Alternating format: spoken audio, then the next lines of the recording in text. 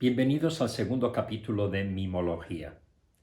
Mimología es mi pequeña aportación al arte del mimo desde una mirada muy personal, basada en unos principios que han ido marcando mi forma de entender y de ejercer esta profesión.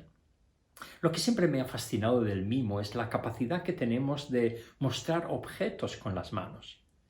La verdad es que los objetos en mimo son tan frágiles que pueden desaparecer en cualquier momento.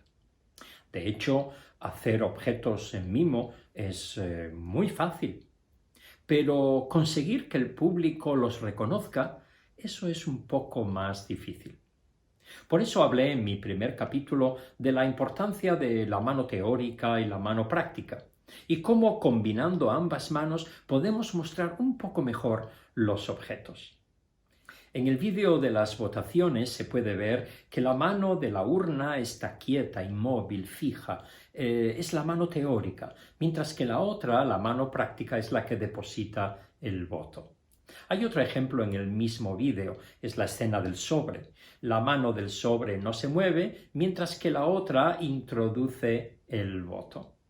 Y hay una tercera escena, es la mano de la chaqueta. La mano de la chaqueta no se mueve, mientras que la otra es la que saca el voto. Pero ¿de qué forma este principio de la mano teórica y la mano práctica pueden ayudarme a mostrar otros objetos? Pues os he traído tres objetos muy sencillos. Una cerilla, una aguja de coser y una llave. Como estoy usando solo una mano, es muy difícil diferenciar uno de otro. Todos podrían ser una cerilla, podrían ser una aguja de coser o una llave, o cualquier otro objeto de un tamaño similar. Una de las formas para conseguir mostrar mejor los objetos es utilizar las dos manos y no solo una. Aquí tengo una cerilla, solo una mano. Ahora debe intervenir la otra mano con otro objeto, que bien podría ser una caja de cerillas. La mano de la caja ahora está inmóvil, es la mano teórica, y la otra es la práctica con la que tengo que encender la cerilla. Si puedo. Ajá.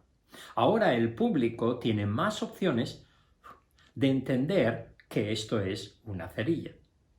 Pero ¿cómo puedo utilizar ahora esas dos manos para mostrar los otros dos objetos?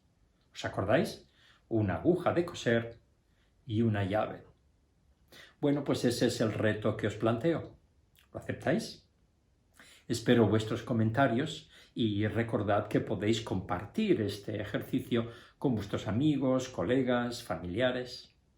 Gracias por vuestra atención y hasta el próximo capítulo.